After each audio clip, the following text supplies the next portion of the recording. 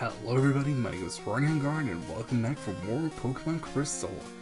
In the last part, we got ourselves from from Cherry Grove City up to Violet City, and, started taking on Sprout Tower while talking about stuff that was completely unrelated to the game.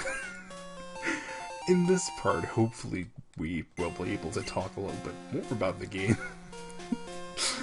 But knowing me, I probably won't. Sway like leaves in the wind. Nah. I actually really enjoy these trainers here with the Bellsprout because I don't know what it is, but I feel like they give out a lot of experience, so they're, pretty much excellent, EXP fodder this early. Especially, I don't know why, but the ones with the level 3 ones. Pretty good. Though it sucks when you have something that's weak against grass, which, there's unfortunately a lot of those. Not our starter, thankfully.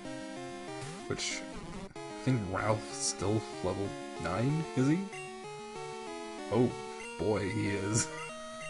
Hopefully Easelina is able to evolve pretty quickly, because I would like to give her, our main starter Pokemon some levels.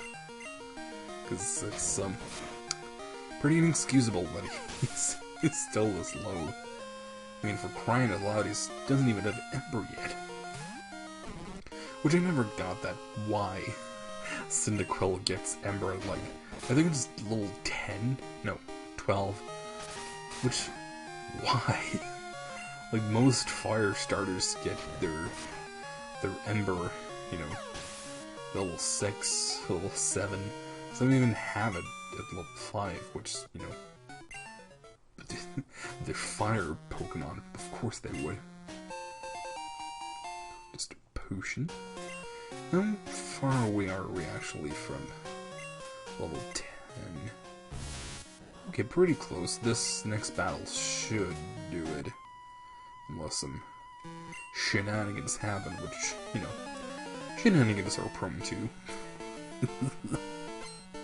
Oh. I'm feeling so full right now, because, right before this I just made myself some quesadillas, because I do have, other food in the house. I could melt some meatloaf that I have in the freezer, but I just didn't feel like it, so I just thought, what do I have in the house that is super easy to make and doesn't require a lot of prep time or cook time. It was just like, ugh, I'll just slap some cheese and some tortillas and just fire this grill up. And it was great, well done. But yeah, after those quesadillas, I'm feeling very full. Which hopefully doesn't reflect in my speaking or anything. I hope. Now we have, oh my god, Butterfree, which my quesadillas certainly weren't. Way to tie it in. Great job. So now we have Vanessa in front. But, she could really use some levels as well. Now there is something that I suppose I should mention, because it's, it's very technical, so I feel like there's a lot of people that don't like listening to technical. Personally, I do, because I really love all the technical. Oh no, Vanessa's a male, good, okay. Well, that makes this perhaps more of a good thing to talk about, which is that in Generation 2, how gender is dealt with is kind of unfortunate, because Pokemon that have a chance of being either male or female, how that is determined is by their attack IVs, which, IVs are hidden numbers that are generated at when the Pokemon spawns, that number is generated. Between 0 and 15, I believe, in Generation 1 and 2. And if it is 0, it's the lowest number, and if it's 15, it's the highest. And, you know, each stat has its own IV, so, you know, HP, attack, defense, special only has 1, even though special attack and special defense was split in Generation 2. They still only have 1 IV that governs both. And then speed. And the way the gender is determined for some weird reason is the attack IV. So say, for example, with Spearow. Spearow has a 50-50 shot of being either male or female.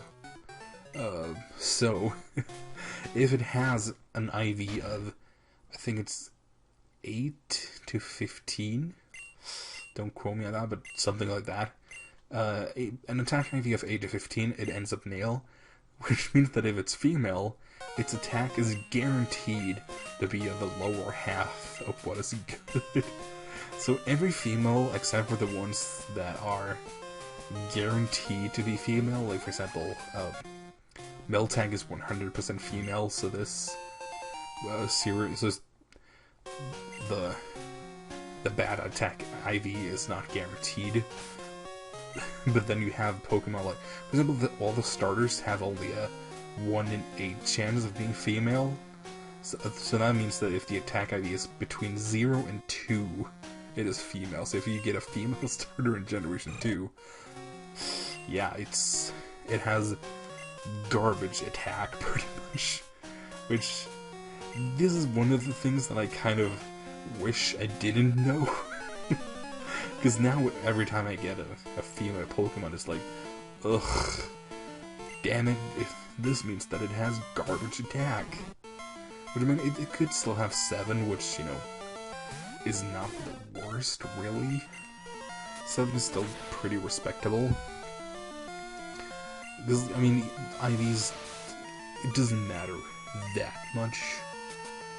It matters a little bit, because, you know, sometimes Pokemon live on 1 HP, you know, and you wish you just had a little bit more attack to take them out. Or if, you know, your Pokemon dies to something that would have otherwise been a 2-shot, it's like, oh, I wish I had a little bit more IVs and, you know, either defense, special defense, or HP or something. Or if you're outsped, you're like, ugh, really wish I had, you know, that extra point of speed to help me out. So as you can see, Pokemon, when it comes down to it, is really just a numbers game. Oh, growl, damn it. And that's kind of why I like it, because it's just, you know, it's not that I like complicated numbers, because Pokemon, pretty much all of the formulas are, like, not that complicated, really. So it's not about, you know, like, the more complicated the better, but it's more just about, you know, me like number. Number make me happy. Ralph, reaching level 10. Still 2 more levels for Ember. Whoop-de-doop. This should be okay. Oh no, we have a lowered attack. Damn it. Dang it! Let's switch out. Oh. Vanessa's looking pretty bad, so let's send out Easeline. Because, she, 4x resists Wine Whip. Yeah, even with the 50% boost from growth, that is still only 1 HP. Also, a good thing about, special attackers like, Butterfree. Special attack is completely unaffected by, you know, gender. Which is a very weird thing to say. But yeah, because, you know, it's only the attack stat, not the special attack stat, that is taken into account for the gender. But then you also have, like, weird things that are governed by IVs, like, shininess. Oh, fuck. There's a very specific combination of IVs that will generate a shiny Pokemon, and I think, actually, that combination is, like, kind of shit. If I remember correctly. I don't think it's, like, super great at the very least. And also, a very fun fact, actually, because something that people might actually know is that the move Hidden Power is determined by your Pokemon's IVs. So, you know, the power, which ranges from 30 to 70, I think. Yeah, I believe it's between 30 and 70. And also the type, which can be any of the original 17 types other than normal. So, it can be 16 different types. That is determined by IVs, and funnily enough, due to, you know, IVs governing not only Hidden Power but also Shininess, and the form of Unknown, I'm pretty sure, is also governed by that, I think? The only Unknowns that can be shiny are Unknown I and Unknown V, so IV. Which, I don't know if that is deliberate. I hardly think it is, because I do believe IVs, or, well, IV, is like a fan name. I don't think the people at Game Freak, it's possible that they don't even know about the name IV, or because IV is an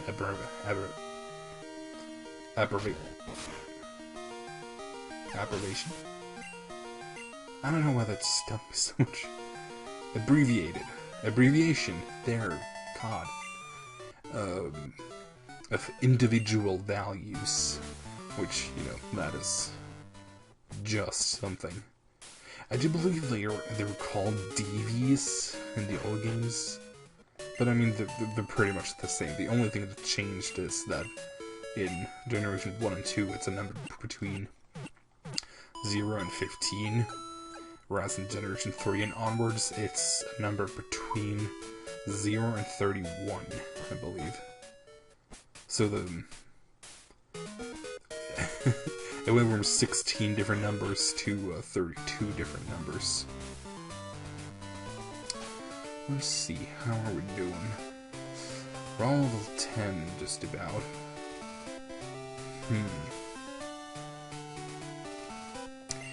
I think perhaps...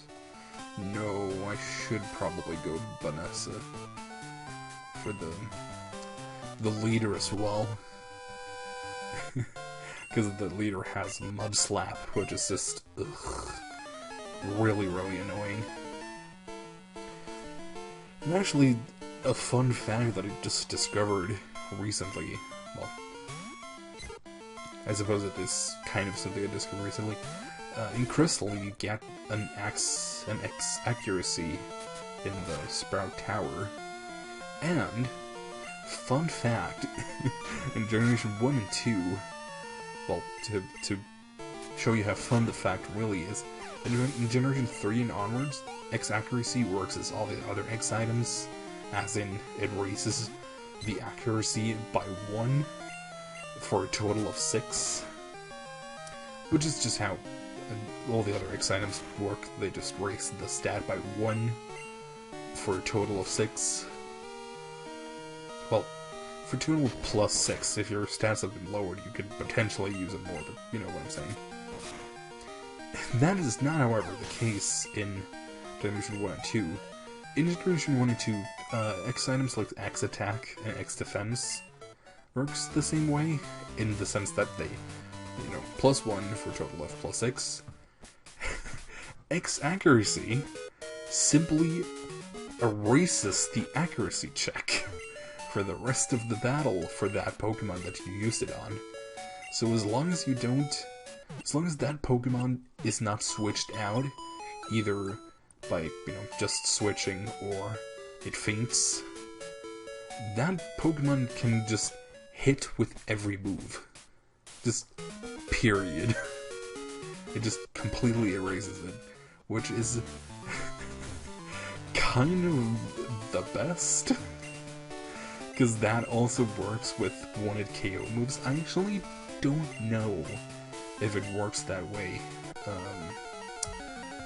in Generation 2. I think they fixed that specifically. Because in Generation 1, if you use X accuracy, you can just, horn drill your way through the game, pretty much. Which is just...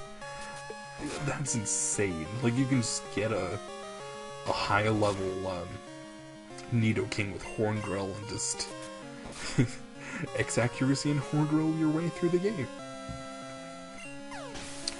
But yeah, I'm pretty sure they fixed that specifically. Because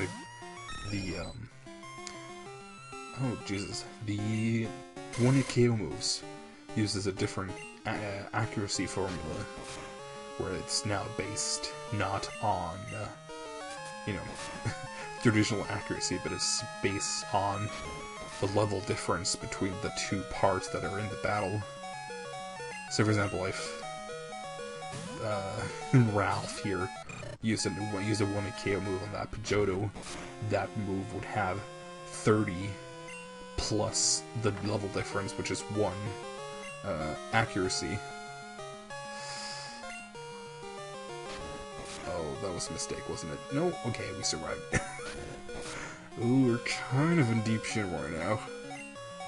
I don't know if it has Gust yet. It might. Please don't die easily.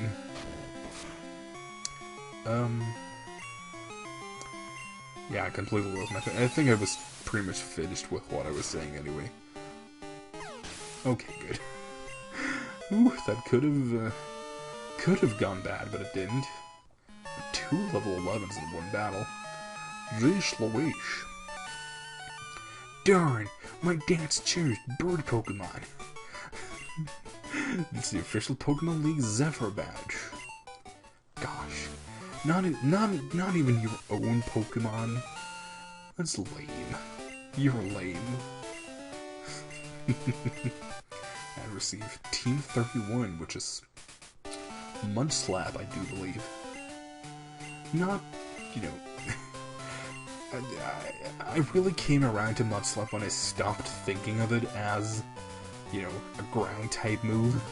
Because it only has 20 power, which is just terrible.